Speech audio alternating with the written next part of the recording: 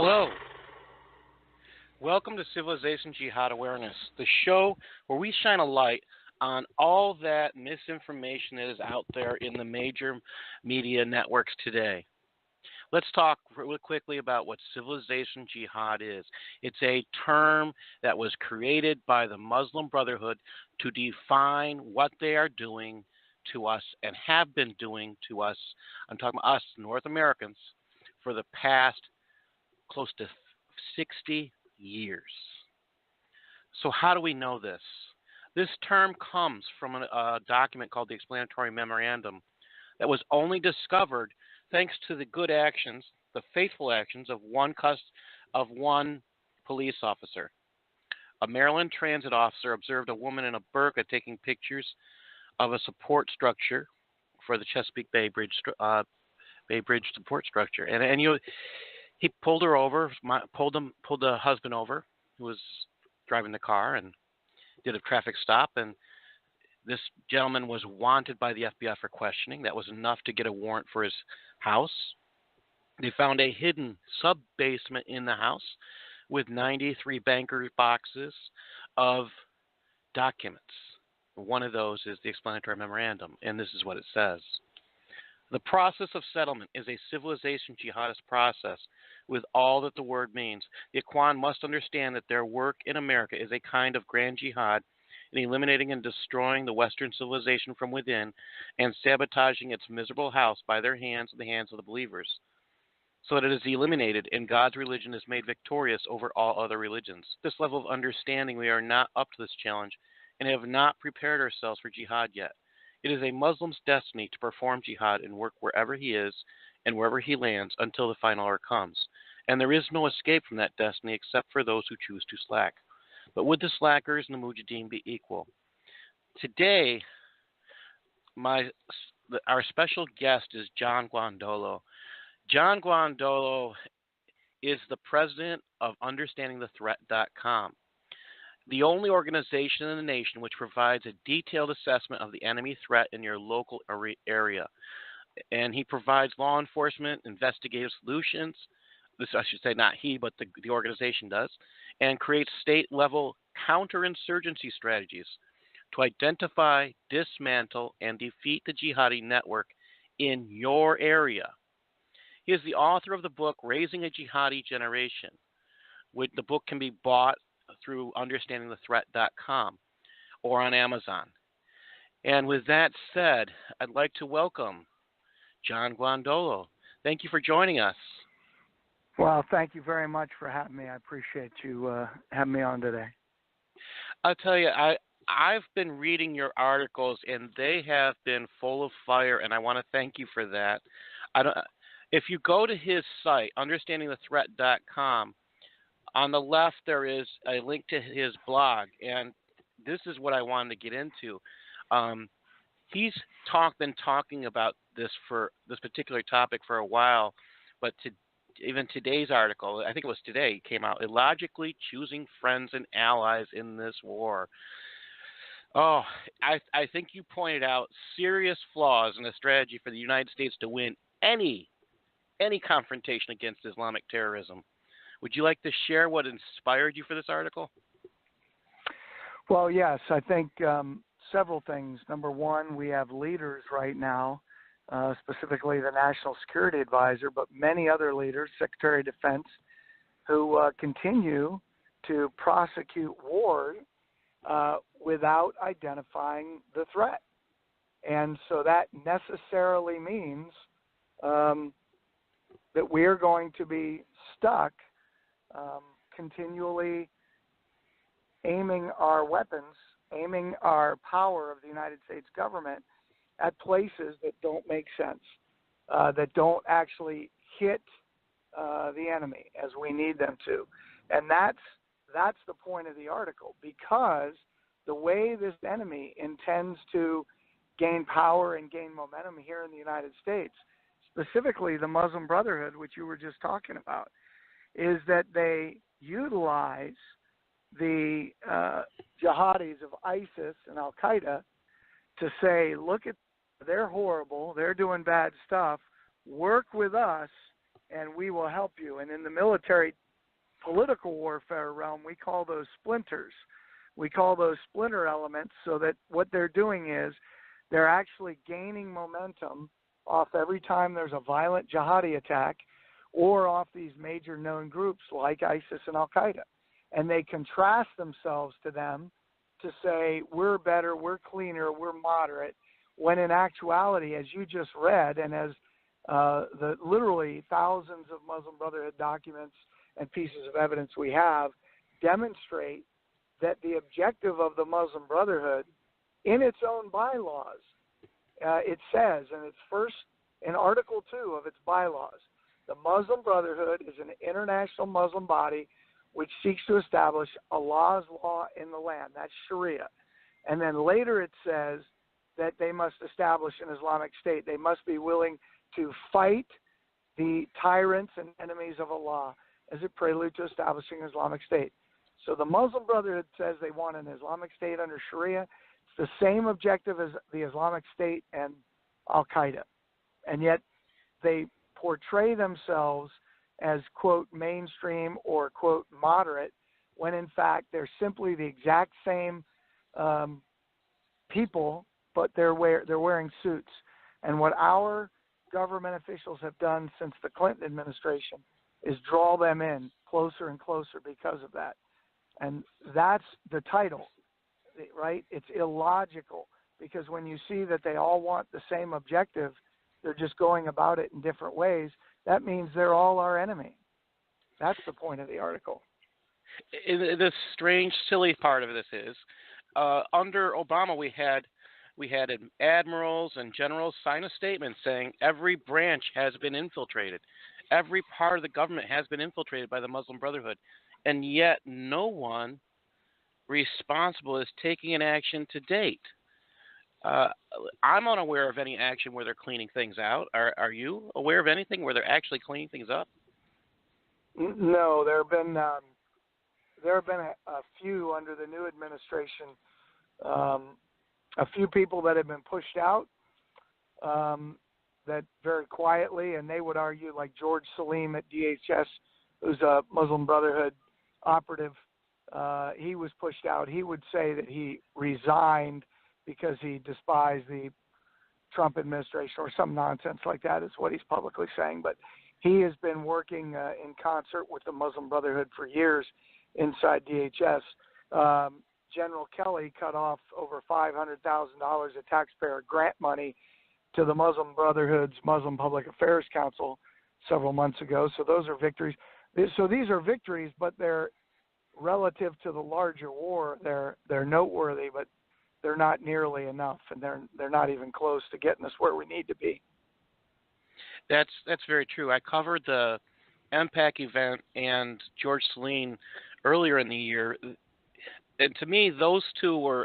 I just kind of amazed that there was ever any relationship. MPAC is openly Muslim Brotherhood, and they're not hiding anything. And they were the ones who MPAC had they basically lived at the White House. They were there that often. That's just the truth of the matter. If we look at, Absolutely. All you have to do, to discover that for yourself, if you want to find out for yourself, go to Obama's whitehouse.gov, and you'll find the visitor records. If you type in, you might be able to just simply type in MPAC into the visitor records and find hundreds of visitations. I know when I did, I was typing in specific names, and the amount of people that came up was mind-blowing. It was, the amount of visits. I think it was over 600 visits when I was looking at it altogether. And that's like every day. It's insane. Right. Now. Right. But that's the access, the Muslim Brotherhood, not just in the form of MPAC, but the Islamic Society of North America, Council on American Islamic Relations, Islamic Circle of North America, sometimes the Muslim American Society. These groups have significant access. And under the new administration, there seems to be no effort by DOJ to open up reopen the Holy Land Foundation, the unindicted co-conspirator list, and begin prosecuting them, because we certainly have the evidence to do so.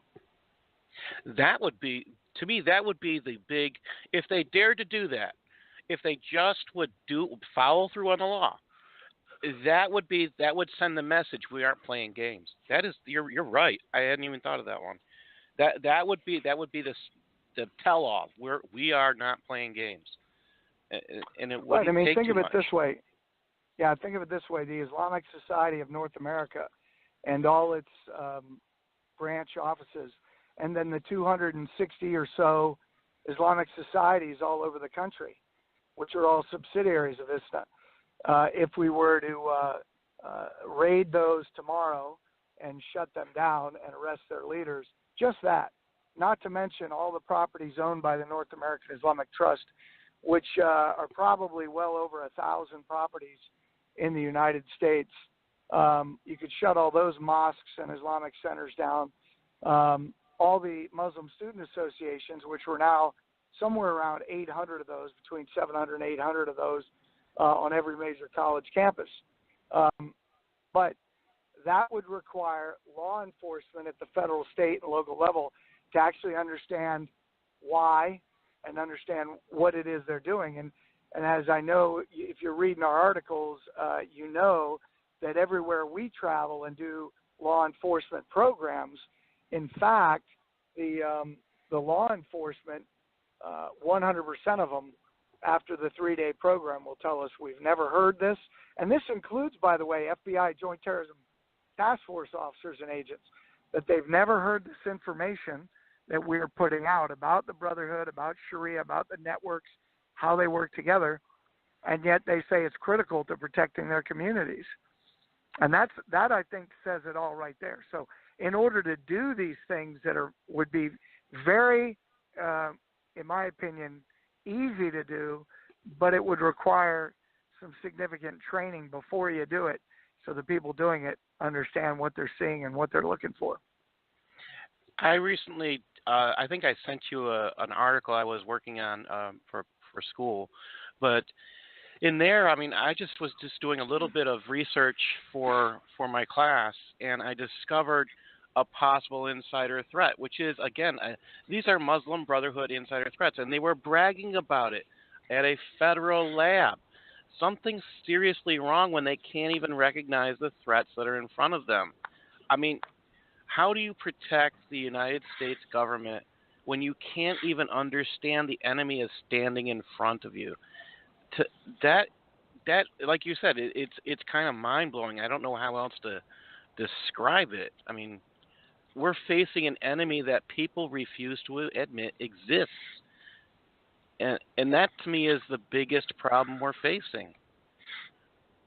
Well, I agree, but I think maybe for your audience, it's important to understand what I was trying to explain earlier about how the Muslim Brotherhood, wearing their suits, uses Al-Qaeda and ISIS and these groups to then literally gain momentum inside the government to say, see, we're moderates. And I will tell you, the pervading of the threat inside the Department of Defense, inside the government, isn't that, oh, we don't need to worry about the Muslim Brotherhood, that they're nice. There are people that understand, well, they're not good guys. However, they're not violent, so we can work with them. That is the killing blow that's going to destroy us. Are leaders that are so utterly clueless about the nature of how the Muslim Brotherhood operates, and quite frankly, how savvy they're able to be, and how through policy, influencing U.S. policy, and in the counter-terrorism sector domestically, our foreign policy. Because remember, it was the Muslim Brotherhood that got us to write constitutions for Iraq and Afghanistan that created Islamic republics under Sharia, which was Al-Qaeda's objective in Iraq and Afghanistan. So we did that while the Muslim Brotherhood advisor said, don't worry about the Sharia part. Sharia is not important. Doesn't mean anything. And since nobody in our government actually knows what Sharia means, or to be more specific, they have a counterfactual understanding of what Sharia is, because the very people telling them what it is are Muslim Brotherhood guys that are advising them. I mean, that it's as upside down as it could be, but this is important. I mean, this is where they're going to win the war. And I think because this is political warfare, this is literally from a military, like if we go to Richard Higgins, who was fired under the Mr. Trump's administration in the national security staff. And I can tell you, he was the guy inside the government that understood this more than anyone else. And he's the one that wrote the letter, the memo, and he likened what is going on to Maoist warfighting doctrine, which is right on the mark. The political warfare, the way they structure it. The Muslim Brotherhood calls it the shadow government. You know, Maoist doctrine calls it the counter state. So you now have the Marxist counter state and the Islamic counter state operating inside the United States with the stated purpose of overthrowing our government. And you have literally probably 0 people in the FBI, and I'm not being tongue-in-cheek. I am being very specific here. You have maybe 0 people in the FBI, understand what all that is, influence operations, political warfare. You have maybe 2 people at the Pentagon that could talk logically about that and who have actually done these kinds of things. And you probably have a handful of people that are probably now retired from the CIA that get it. So you have literally a vacuum inside our system of understanding the very kind of warfare that we're up against, which is why we're crushing them on the battlefield and still losing the war. I get amazed. If I hadn't done the coursework I'm doing now, I wouldn't understand as much as why you're talking about the FBI with this issue. They look at any kind of terrorism only in terms of law enforcement and not in terms of, can they arrest people? They're not looking at it in terms of it being a threat because these people are in positions of danger. I mean, they're forgetting this isn't that these people serve as in a form of espionage. And I'm looking at an article which I'll be looking at, talk about a little bit later. I don't know. Did you see the article where a Frenchman on a terror watch list becomes a police officer? And this stuff, we won't even talk about it here, but it's happening every day. This is insane. They're getting into the police. They're getting into DHS. They have been in DHS. They have been in all these places, and that's it. Just to think about a person on a terror watch list becoming a police officer, and they're going to keep the peace, huh? This is crazy. Well, it is crazy, but it's dangerous, and that's what the point that you're hitting is this is very dangerous. And I want to say something else about what you just said, because I think you're hitting on something very important. The FBI can arrest people for this stuff because what these individuals are doing is they are conspiring to overthrow the federal government, and that is a violation of federal law. They're conspiring to bring down the government. This is seditious, and in some cases, depending on who we're talking about, this is sedition, and we can put people in jail for this. Unless we recognize I've had this argument with a couple of people about why don't we charge people with sedition. They say unless we're at war, they don't. But this is the whole thing. They're refusing to recognize we are currently at war, and that to me is the losing end of the battle. I mean, that's Sun Tzu would tell you, if we don't know our enemy, we can't beat them, and that's what you're saying. That are the people who are responsible for fighting the battles that we're in don't know the enemy. Well, that's exactly right. I mean, and this is what UTT in our work, what we do, is our argument, and this has been my argument since even when I was in the FBI, before I got recruited out of the FBI at the end of 2008 by the Department of Defense to do this work, is the reality is this. Is we have an enemy that says they are the global Islamic movement, that they are Muslims waging jihad in the cause of Allah to establish an Islamic State under Sharia. And when we look at that professionally from a warfighting standpoint, our warfighting doctrine, and I know you know this because I've seen some of the things you've written, that in fact our warfighting doctrine says then what we're responsible to do is analyze this threat based on who they say they are and why they say they're fighting, which would require us to look at Sharia, Islamic law, and read it. And if you read Sharia, 100% of Sharia actually does mandate jihad, which is only defined as warfare against non-Muslims in Islamic law, until the entire world is under Islamic rule, under Sharia. That's it. And so that then, from that, then, and this is what I've said publicly and on media interviews and on our DVDs and when we speak, then you and I or policymakers or citizens, you can disagree with my solution. And you can say, well, John, I don't think that would work as well as this. And if people have ever heard myself or anyone in our team present, I wouldn't necessarily argue with you. I might say, well, here's why I think my solution's better. Or I don't think you're taking this into account. I think we need to be much more aggressive. What I'm saying is you can't even have that discussion until you understand the enemy, until you understand the problem. You can't then join a discussion about the solution.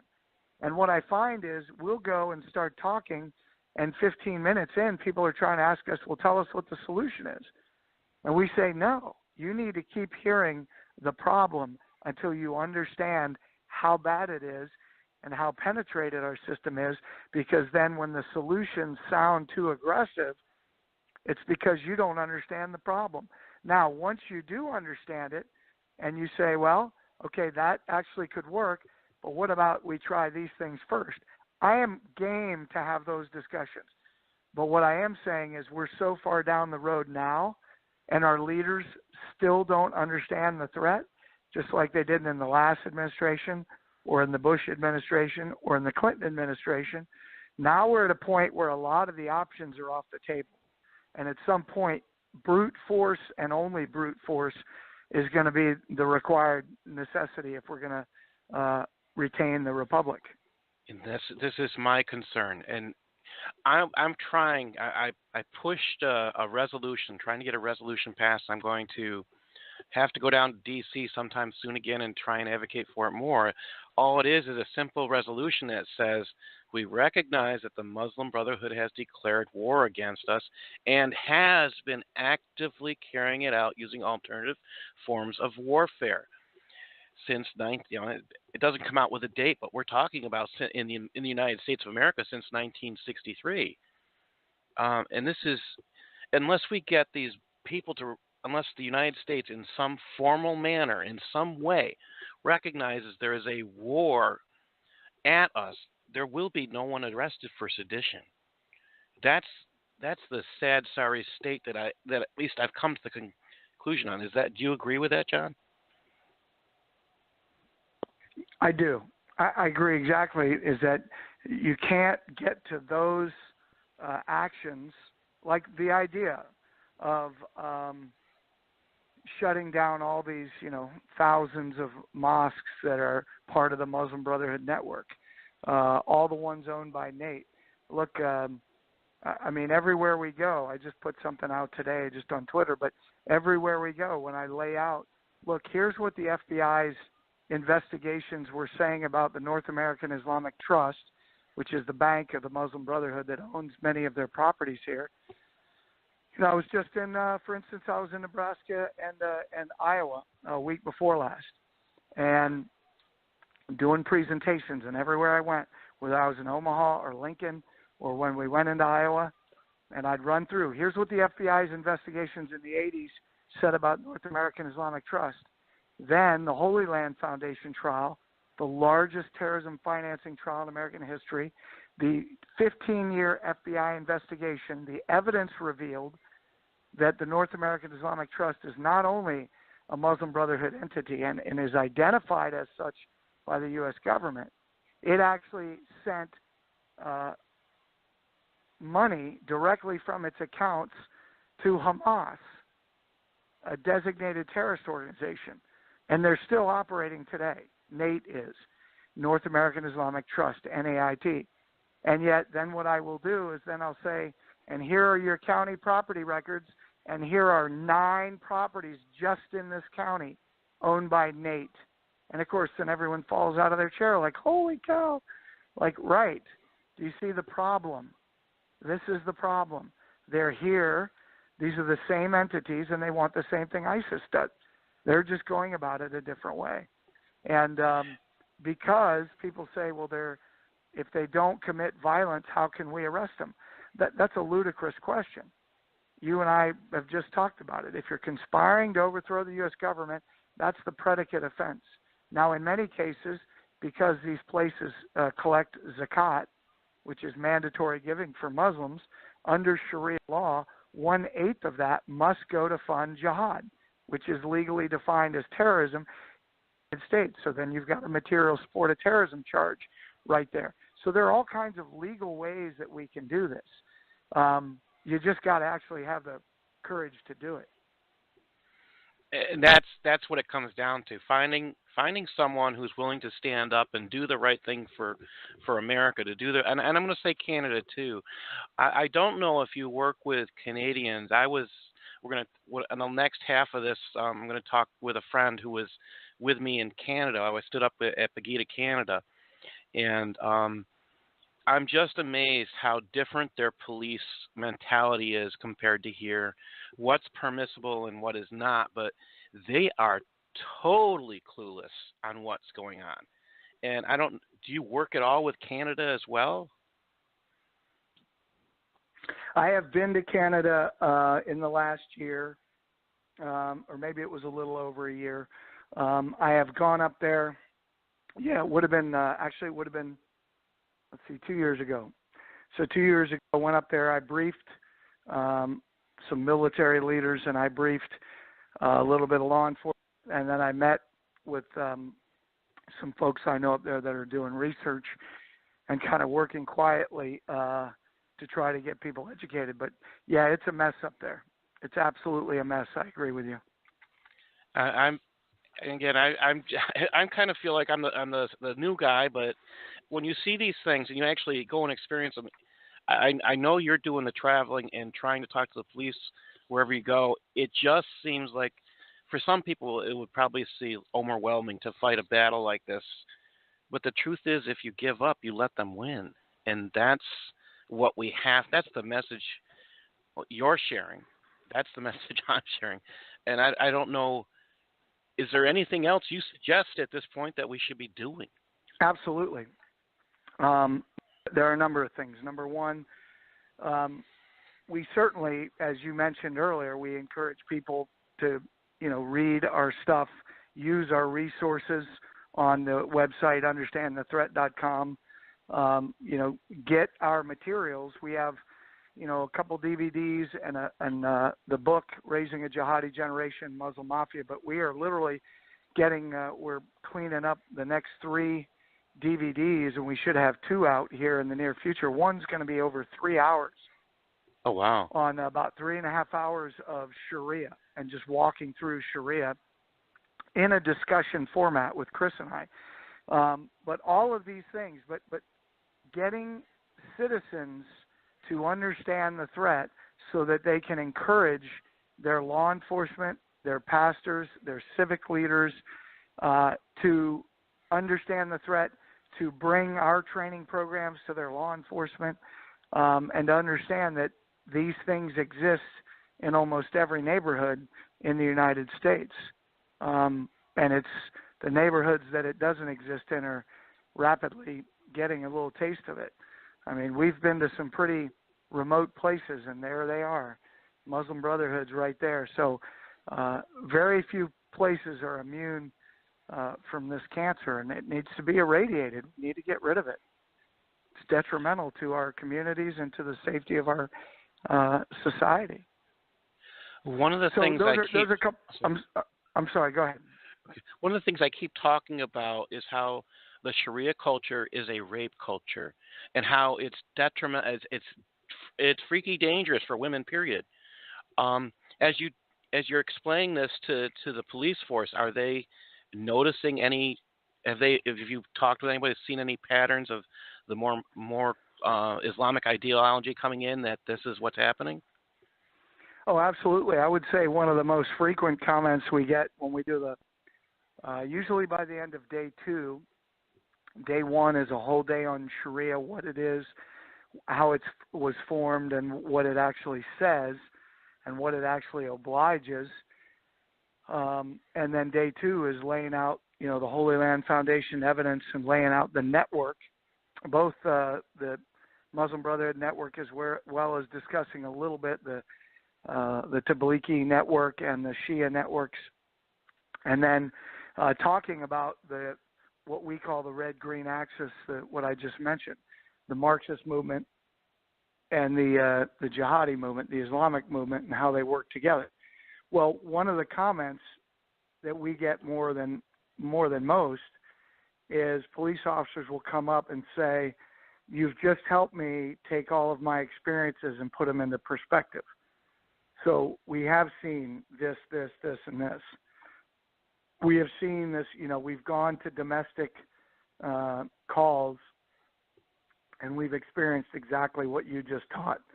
And so what we're trying to do is not only from an officer's safety perspective to give them a heads up, but to let them know, look, these are investigative avenues that can be pursued. And if you pursue them aggressively and you start uncovering stuff, you're going to uncover more than you thought you would find. That is almost always the case.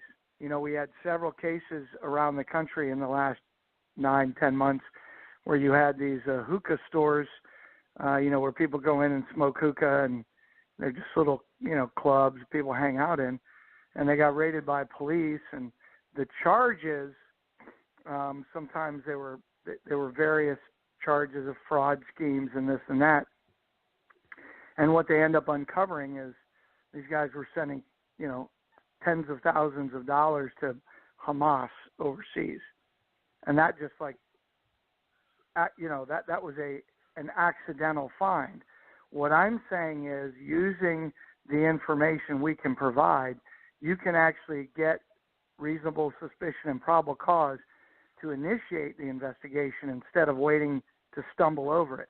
You can be proactive in your communities and ripping these things out by their roots.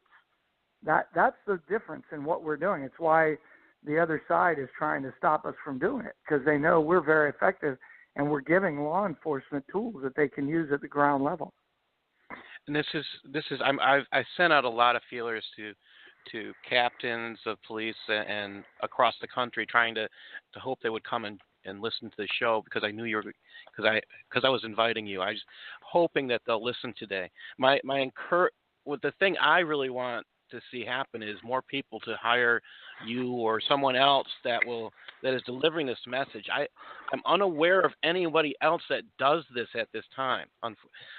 I wish it was a competitive field, but the truth is there's very, very few and far between who actually tell the truth about Islam to the police. Right, and I can tell you, we are the only ones. It's why we put it in our website and in our documents, is we're the only ones not only giving them the nature of the threat, and there are a few other people out there, but nobody. I've seen some of these other people, and they just simply do not do what we do. What we're doing is we're laying out the threat. We're saying this is why they say they're doing it, and we put together all of these cases. Here are affidavits from cases back in the 90s to today. And all of these bad guys and all these FBI undercover operations, the bad guys are saying the same thing over and over. I want to wage jihad in the cause of Allah to establish an Islamic State under Sharia. And then we break it down. And then more importantly for law enforcement is we show them how to take the information we give them in day 1 and day 2. And on day 3, show them how to proactively find sources in the community, how to proactively identify individuals and organizations that are in fact what our law calls terrorists, and then how to instigate and prosecute cases. As a matter of fact, the back of my book are 6 pages of notes that are statements of fact that can be used in an affidavit. We have helped and are helping law enforcement write affidavits. That's what we do. There's one on our website, the boilerplate affidavit. You can literally take your local Islamic center, so long as you can tie it to the Brotherhood network, and you could get a search warrant tomorrow. But what we show them is before you do that, there's a lot of work you got to do to prepare, because the leadership needs to understand these are bad guys. And if they're bad guys, then why are the leaders of these mosques, Islamic centers, Islamic societies, why are they hanging out with the mayor, the police chiefs, city council members, pastors, rabbis? Well, they're doing that so we won't do a search warrant in their place. This is the whole point. And so once you realize what I found is once police officers, detectives, state, intelligence fusion centers, once they see the evidence, their heads explode. Literally, I've had them just stand up in class and go, "You've got to be," and they'll normally throw a profanity in there, "You've got to be kidding me. Like, this evidence is extraordinary. What you're presenting is very clear. How is it nobody's told us this before?" And you've got people in there that are police officers that have been on the Joint Terrorism Task Force with the FBI. And I tell them, because the FBI is not teaching this. I can tell you, because I ran the only 2 courses in the FBI in 2006, 2007. You're not allowed to get this today. And so once you understand that this is factual, this is evidentiary, that this stuff's already been entered, the stuff we're briefings, already been entered in the largest terrorism financing trial in American history, you can put people behind bars in your community. You can raid their properties. You can seize their bank accounts. And I will tell you, I am excited for the first time we are able to help a law enforcement agency do this. And the feds are going to have to explain why it was a county, law enforcement agency working with a city law enforcement agency and the state prosecutor to take down, a series of 2 or 3 Islamic centers or an Islamic society, because the feds had their thumbs up their butts. That's going to be awesome, though, because I think that's going to start a brush fire across the country. That would be exciting, because that would, and this is, I think, unfortunately, this is how we have to go. This is a battle that's now forced on what I believe was what you're saying, that it's forced down on the local police, or LEOs, as some people call them, to do the job that the federal government is not doing. It's the same problem we had in Texas and along the border, where the federal government was disabled and the local officers had to do the job to protect us. Isn't that the same fight we're talking about? That's exactly the same. And I will just say it more plainly. I think for the same reasons that the current president got elected, is that the citizens made a decision and at the local level voted. And so all the media, all the Hollywood hype, all the blustering, Americans were able to see through it. I believe Americans are smart and savvy. I think once they come to know, and I'm talking about reasonable Americans that still have the ability to process information. There seem to be some on the Marxist side that they're not interested. We've run into them in our line of work where they don't want to hear the truth. But I'm talking about the majority of Americans that are open to it, but they still have a hard time believing the threat's as bad as it really is. But once they hear the truth, we go around all the time, speak to groups of anywhere from 50 to 200, and when they hear, they see the facts, boom, right up there. There's no question. They understand that their local Muslim Brotherhood center is the problem. And that's when they get energized. And you're right. I believe that is how we're going to win this war. I think it's the nature of how we're going to win this war. Well, can you tell everybody one more time how to get a hold of you, and especially for the police, I'm hoping that are listening, how do they get your training started? Absolutely. So the website is understandingthethreat.com, and you can contact us either through the website on the contact page or email us at info @understandingthethreat.com. You know, we're on Facebook at Understanding the Threat. Like us there. We have a YouTube channel, Understanding the Threat. Subscribe. UTT at UTT_USA is our Twitter handle, and I'm at John Guandolo, and Chris is CAIR, CAIRV Gobbets, which is kind of funny because our vice president went undercover at CAIR, which is Hamas in the United States, back in 2008. Absolutely a heroic, tremendous man, and I'm honored to be working with him. And it's very interesting because he comes from a very different perspective. But anyway, those are the ways. We have a number of training programs. We do training programs for churches, for civic groups, a 3-day program for law enforcement. And we have changed, I should say before I depart, is we've amended. We're not charging any fees anymore for our church programs and basically for the civic programs. So if you cover UTT's expenses, you take up a voluntary honorarium, you let us sell our stuff, we will come to your church and speak, because the Islamic movement is very much targeting churches right now, and there is pre-operational surveillance happening. We've caught them in churches. There are some investigations that I have helped out with a little bit in a couple agencies around the country. So these things are happening, but you got to understand it. And law enforcement leaders have to really put aside all the heat and don't worry about what people are going to say about taking the training. Just take it. And once you do it, you'll understand. And that's the response we get around the country. You got to show some real courage and protect your communities. Well, thank you, John. As always, you're a bundle of excitement because you've got the truth and you're sharing it. And whatever we can do to push that message out for you, and hopefully to get your business card in people's hands, we'll do that, because this is a big battle. It's a war that's not going to end until people wake up. Thank you again for joining us. It's an honor to have you.